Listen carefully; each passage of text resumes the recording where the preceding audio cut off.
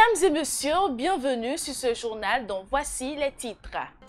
Comme à l'accoutumée, ils se sont tous réunis ce mercredi 23 octobre 2024 pour prendre les grandes décisions du pays. Le point dans un instant.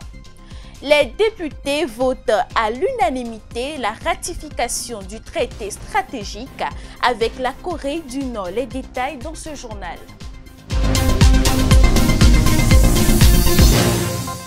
Bonsoir. Comme annoncé, le Conseil des ministres s'est tenu le mercredi 23 octobre 2024 en la présence du chef de l'État, M. Patrice Talon. Le compte rendu avec le porte-parole Wilfried Léandre Ngbeji. Adoption du Code de déontologie et d'éthique des personnels enseignants et chercheurs du supérieur. Dans le cadre de l'implémentation de la stratégie de promotion et de développement de l'enseignement supérieur, de la recherche scientifique et de l'innovation initiée par le gouvernement pour redonner à ce sous-secteur ses lettres de noblesse, il a été élaboré un code de déontologie et d'éthique des enseignants et chercheurs des universités ainsi que des écoles supérieures publiques du Bénin.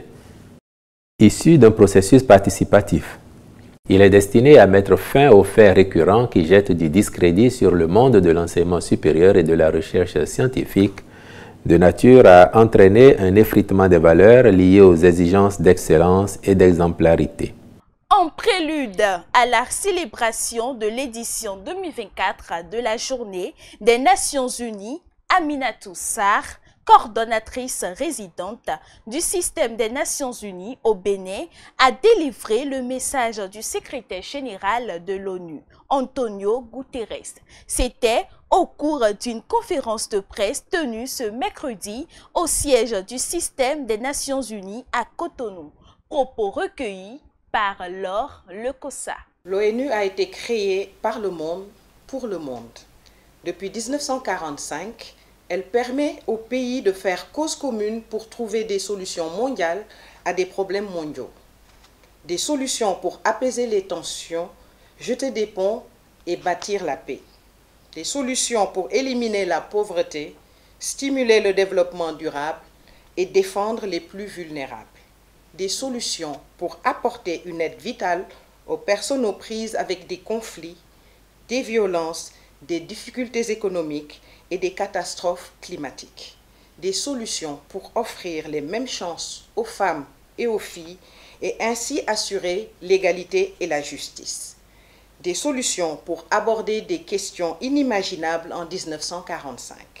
Les changements climatiques, le numérique, l'intelligence artificielle et l'espace extra-atmosphérique.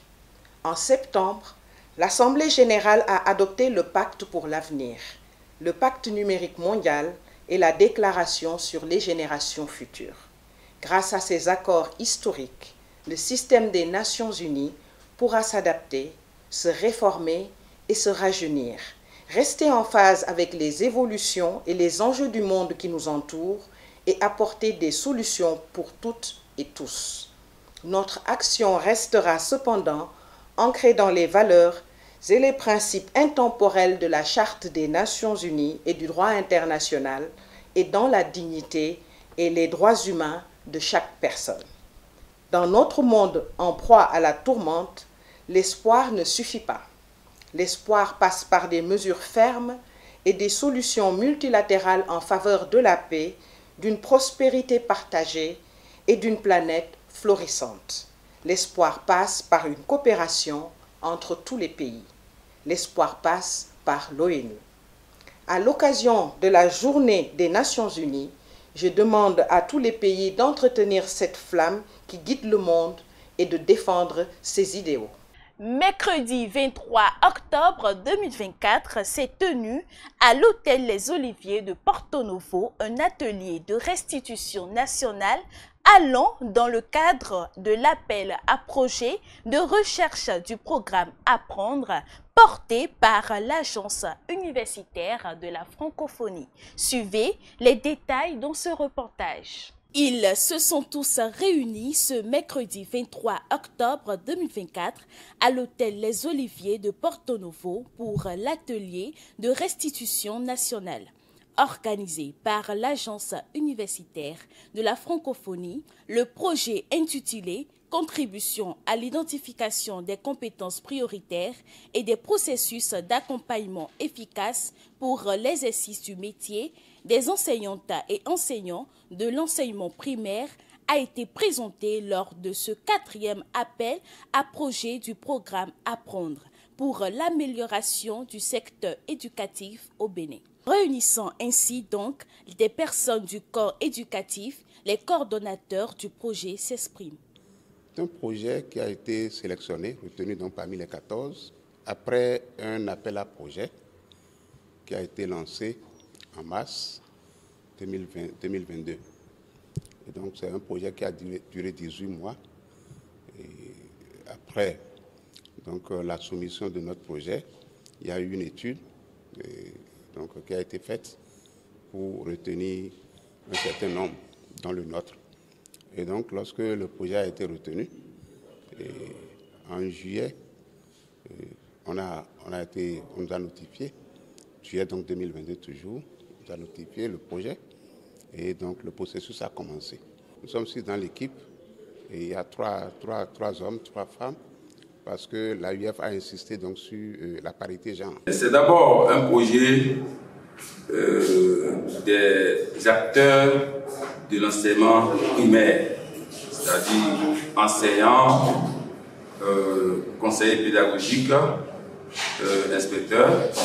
Nous voudrions que les résultats de cette étude soient exploités au mieux. Réunis pour les encourager, le représentant du ministère de l'enseignement maternel et primaire précise les raisons du projet. Au niveau de l'enseignement primaire, les résultats de ces évaluations ont révélé que les compétences professionnelles acquises en formation initiale sont de plus en plus insuffisantes pour enseigner efficacement dans les classes. L'incertitude par rapport à l'avenir, l'insécurité tant financière que matérielle, la pression du temps et l'accessibilité aux métiers de l'enseignement devenus plus faciles sont autant de raisons qui ont motivé le choix du métier d'instituteur chez la plupart des candidats de nos jours.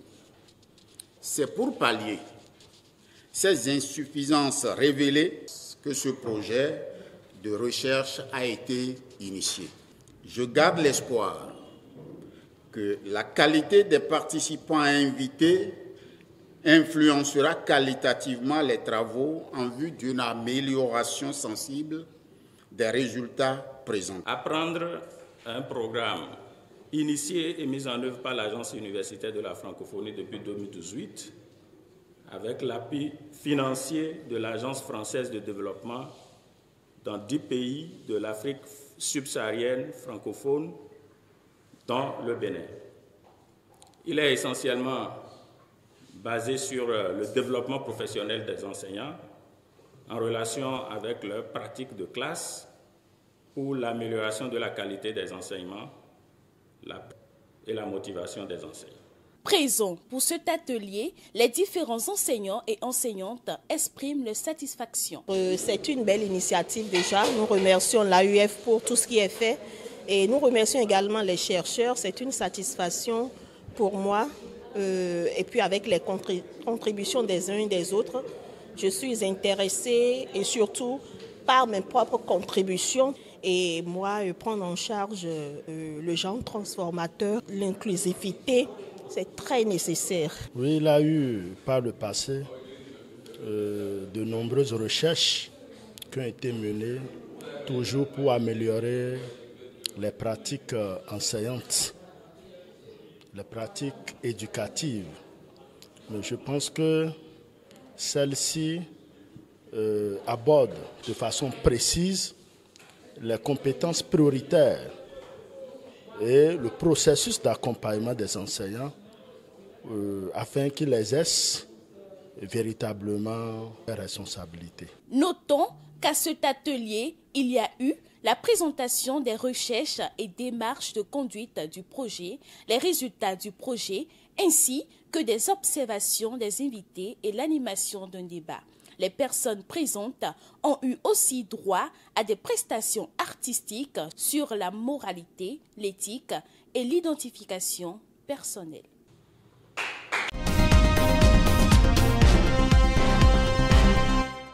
À présent, les informations internationales et c'est avec Estelle Bissoupo. Ce vendredi s'ouvre la 17e édition du Salon international de l'artisanat de Ouagadougou en présence du chef de l'État burkinabé, le capitaine Ibrahim Traoré. Cette manifestation, qui se tient une fois tous les 2 ans, réunit les artisans du monde entier. Une édition qui se tient dans un contexte sécuritaire marqué par une guerre des forces armées nationales contre les groupes armés terroristes. Le thème pour l'édition 2024 est artisanat africain, entrepreneuriat des jeunes et autonomisation. Au Soudan, beaucoup de questions après l'incident survenu lundi 21 octobre. Un avion a été abattu près d'El Fasher par des combattants des FSR et cet épisode du conflit met en lumière la complexité des réseaux d'approvisionnement qui alimentent le conflit soudanais depuis plus de 18 mois. Les données de suivi des vols et les informations provenant des sources ouvertes suggèrent que l'avion de transport est passé en quelques mois de l'approvisionnement des FSR à celui de l'armée. Cependant, les députés russes ont voté ce jeudi à l'unanimité la ratification du traité sur le partenariat stratégique global avec la Corée du Nord. Ce vote de la Douma intervient au moment où les Occidentaux affirme disposer de preuves sur l'envoi de milliers de soldats nord-coréens en Russie. Ce traité de partenariat stratégique global entre la Russie et la Corée du Nord avait été signé le 19 juin durant une rare visite du président Poutine à Pyongyang, illustration du rapprochement entre les deux pays. L'avenir appartient à ceux qui croient en la beauté de leurs rêves. Ainsi s'achève ce journal. Merci de nous avoir suivis. L'information continue sur Prime News TV Bénin.